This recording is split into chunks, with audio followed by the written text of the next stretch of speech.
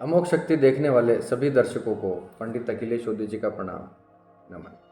मित्रों, आज मैं आपके सामने पितृदोष किस प्रकार से हमारी कुंडली में बनते हैं, या पितृदोष किस प्रकार से हमारे जीवन में प्रवेश करता है, या पितृ किस वजह से हमसे रुष्ट हो जाते हैं, उसके बारे में मैं एक छोटा सा वीडियो आपके सामने लेकर आया हूँ। आप ध्यान से सुनिएगा, इसके कारण क्या हो सकते हैं जो अध्ययन से हमने समझ पाए हैं, और कुछ शास्त्रों में लिखे हैं, कुछ हमने डेली लाइफ में प्रैक्टिकली देखे हैं।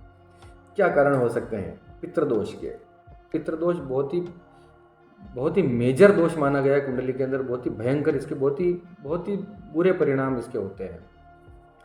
तो पितृदोष किस वजह से होते हैं, ये जो काम आपको नहीं करने चाहिए अपने जीवन में, हम उसके बारे में फिलहाल इस वीडियो में बात करेंगे। पितृदोष का पहला कारण होता है पितरों का विधिवत संस्कार और श्राद्ध कर्म न होना।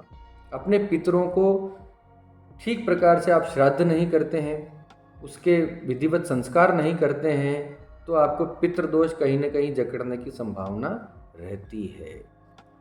कई लोग बोलते हैं कि पितरों को दान और ये सब श्राद्ध वगैरह ये सब ढकोसला है या रूढ़िवादिता है। तो पहले तो मैं उन लोगों को प्रणाम करता हूँ, और दूसरी बात, जो पितरों को मानते हैं, जो पितरों का सम्मान करते हैं, उनके लिए एक नई बात मैं आपको बताता हूँ। देवता हमारे जीवन में क्या काम करते हैं? देवता हमारे जीवन में हमारी इच्छाओं का, उन आइडियाज़ का, उन दृष्टियों का हमारे मस्तिष्क में समावेश करते हैं। यानी देवताओं की वजह से हमारे जीवन में आइडियाज़ आएंगे, संकल्प आएंगे, हमारी इच्छाएं प्रबल होंगी, हम उस दिशा में काम भी करेंगे। देवता हमें आगे बढ़ाएंगे कि हम उस काम को कर लें, अवसर प्रदान करेंगे देवता। लेकिन उस चीज़ को, उस इच्छा को पूरा होने के लिए काम आएंगे आपके पितर। वो चीज़ दिलवाने में मुख्य भूमिका रहेगी आपके पितरों की। आप समझ रहे होंगे मेरी बात। आपको आइडियाज़ आते हैं, या आप उस पर काम करते हैं, या आप उस चीज़ के लिए मेहनत करते हैं, या आपके दिमाग में बहुत सारे संकल्प आते हैं, तो ये सब काम करेंगे देवता, ये आपके दिमाग में भरेंगे देवता। लेकिन उस इच्छा का पूरा हो जाना या वो चीज़ आपको मिल जाना, ये निर्भर करेगा आपके पितरों पर। आपके पितर ही आपकी सुख समृद्धि वैभव दिलाने में सबसे बड़ी भूमिका निभाते हैं, देवी देवता नहीं।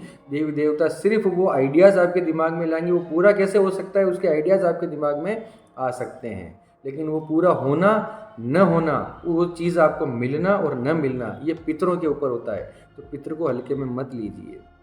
दूसरा, पितरों की विस्मृति या उनका अपमान। जो लोग पितरों को भूल जाते हैं या उनका किसी रूप में अपमान करते हैं, उनके जीवन में भी पितृदोष का भयंकर परिणाम उनको देखने को मिलता है। धीरे धीरे एक साथ नहीं।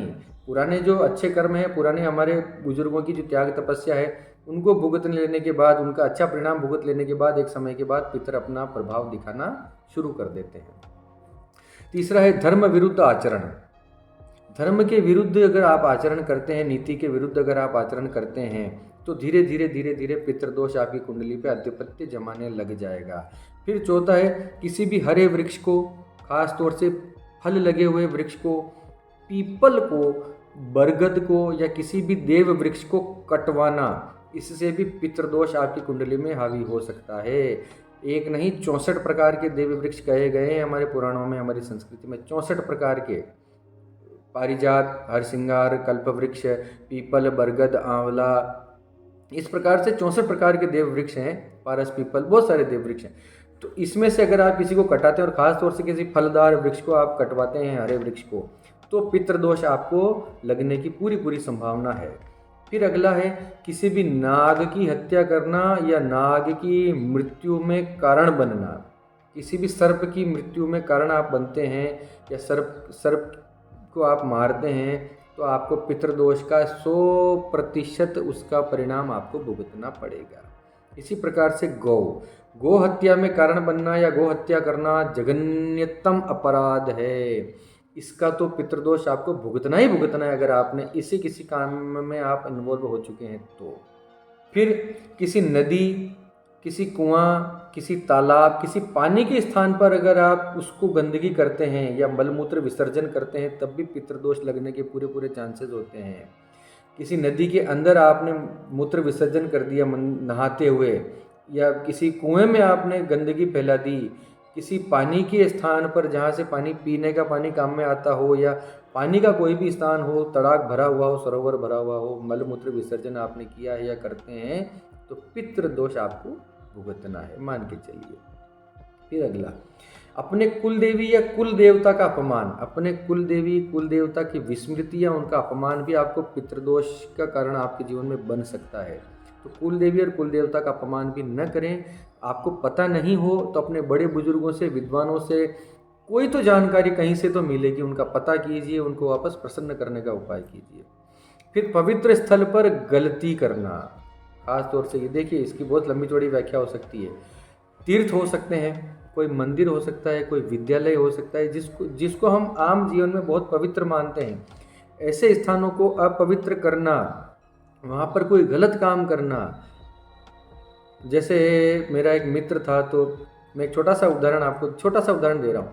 तीर्थ स्थल पर पति पत्नी कहीं जाते हैं, शुरुआत में हनीमून पे गए, या बीच में वैष्णो देवी जाते हैं अक्सर कर। तो वैष्णो देवी में हनीमून के लिए गए हुए जो कपल हैं, जो जोड़े हैं, नए शादीशुदा जोड़े हैं, उनको वहाँ पर होटल में या रुकते ही हैं, सब कुछ है, लेकिन वहाँ पर संभोग से बचना चाहिए, ऐसा काम नहीं करना चाहिए। कम से कम तीर्थों को छोड़ दीजिए। ये क्योंकि ये मैं नहीं कह रहा हूँ, ऐसा शास्त्रों में लिखा है। तो तीर्थ में किसी प्रकार से आप अमर्यादित आचरण करते हैं, क्योंकि तीर्थ इसके लिए नहीं बनाए गए हैं। आपके पास खूब मौका है जीवन में, खूब जीवन पर आप साथ रहिए, ठीक है।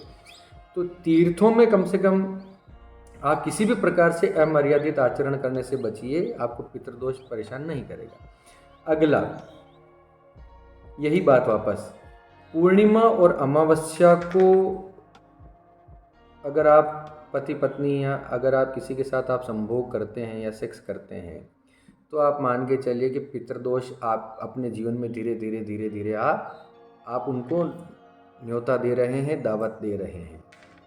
तो पूर्णिमा और अमावस्या को भी आप सहवास से बचिए। किसी पूज्य स्त्री को गलत दृष्टि से देखना, किसी पूज्य स्त्री को गलत दृष्टि से देखना, कुदृष्टि से देखना, जो पूजनीय हो, हमसे बड़ी हो, हमारी परिवार में तो माँ और बहनों को तो ठीक है, वो तो सब छोड़ ही देते हैं, लेकिन उसके अलावा भी भाभी हो, आपके गुरु जी की पत्नी हो, या और भी कोई पूजनीय हो जो हमसे उम्र में बड़ी हो, या जिसमें कोई विदुषी स्त्री हो, जो आदरणीय स्त्रियां हों, उन पर भी कुदृष्टि डालने से पितृदोष आपको पकड़ सकता है, आप मान के चलिए। इसके बाद में अंतिम में मैं यह बात करूंगा कि पितृदोष क्या क्या कर सकता है। फिर किसी निचले कुल में विवाह संबंध करना, आपके कुल से, आपके खानदान से निचले कुल में विवाह संबंध करना भी पितृदोष का एक कारण बन सकता है, क्योंकि आपके पितृ अलग हैं, उनके पितृ अलग होते हैं, तो आपके पितृ इस प्रकार से नाराज हो सकते हैं। इसीलिए ये गोत्र में विवाह न करना और अपने कुल में विवाह करने को प्रशस्त माना गया है। ये हमारे शास्त्रों की बात कर रहा हूँ, मेरे स्वयं के वचन नहीं है। अगला है पराई स्त्रियों से संबंध रखना। आप शादीशुदा हैं और अगर एक्स्ट्रा मैरिटल अफेयर रखते हैं तो आप अपने जीवन में या आपके बच्चों के जीवन में पितृदोष को न्योता दे रहे हैं। आप मान के चलिए कोई भी नहीं बच पाया इससे, जिन्होंने ये काम किए हैं, तो भुगतना तो है। उसके उपाय अभी से छोड़ दीजिए ये सब काम, और अभी से आप ठीक रास्ते पर चलने लग जाइए।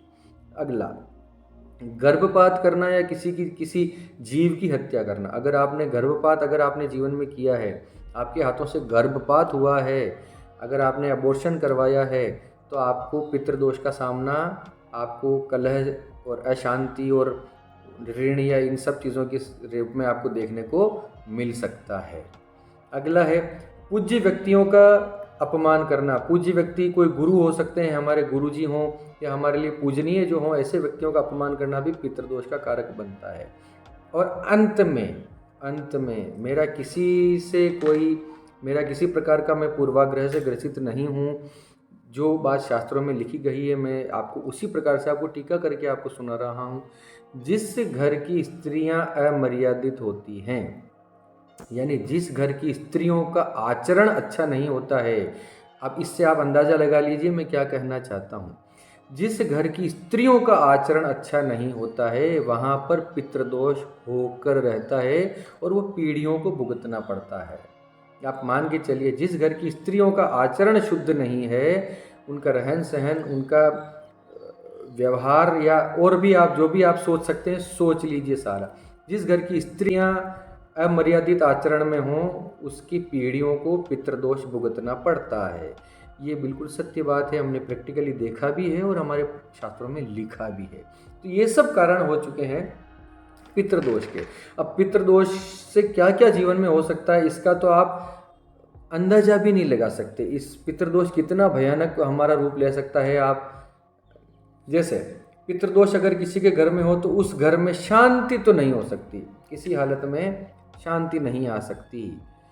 पितृदोष अगर आपके जीवन में है तो सबसे बड़ा उसको परिणाम भुगतना पड़ता है संतान के रूप में। संतान नहीं होती, या होती है तो वो बिगड़ जाती है, या विकलांग होती है, दिव्यांग या मंदबुद्धि, या संतान के रूप में बहुत कष्ट उठाने पड़ते हैं जिसकी कुंडली में पितृदोष होता है। फिर नौकरी या व्यवसाय में बरकत न होना। पैसा आता है अपने अच्छे योग की वजह से, कोई अच्छे योग हो कुंडली में तो पैसा तो आएगा, लेकिन पितृदोष की वजह से वो टिकेगा नहीं, बरकत नहीं होगी। फिर लगातार घर में रोग बने रहना, इलाज बने रहना, घर का कमाया हुआ सारा जो है अस्पतालों में देना, डॉक्टर्स को दे देना, घर में घर की स्त्रियों का बीमार रहना, कहीं ना कहीं से कोई ना कोई रोग पकड़ के रखता हो किसी न किसी सदस्य को, पितृदोष है मान के चलिए। घर के युवक युवतियों का विवाह न होना, उनकी शादी में देर होना, रिश्ते आते हों टूट जाते हों, घर की हर समस्या का प्रमुख कारण, बड़ा कारण पितृदोष होता है।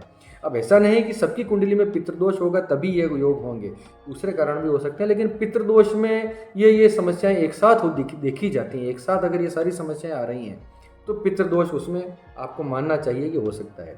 या किसी सदस्य का दुर्घटनाग्रस्त हो जाना, परिवार में दुर्घटनाएं होना, अकाल मौतें होना, अकाल मृत्यु होना परिवार में, ये भी एक पितृदोष का बड़ा कारण इसका जो है ये प्रभाव माना गया है।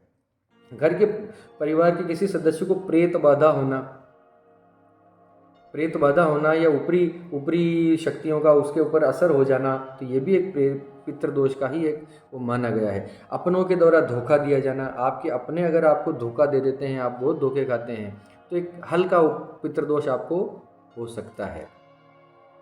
अब सबसे बड़ा जो कारण है पितृदोष का, सबसे बड़ा सिम्टम है, पहचानने का चिन्ह है, संकेत है, वो ये कि जिस घर में पितृदोष होता है उस घर में कोई भी मांगलिक काम, कोई भी त्योहार, कोई भी उत्सव बिल्कुल राजी खुशी सुख शांति से नहीं मन सकता। मान के चलिए, जैसे ही कोई त्योहार आएगा, जैसे ही कोई मांगलिक काम आएगा, उस घर में कलह कलेश हो के रहेंगे, कोई न कोई बाधा उस घर के अंदर आके रहेगी। ये बहुत बड़ा एक सिम्टम है, मैं बता रहा हूँ। अगर ये आपके साथ होता है तो निश्चित रूप से पितृदोष है, उसका उपाय करने में लग जाइए।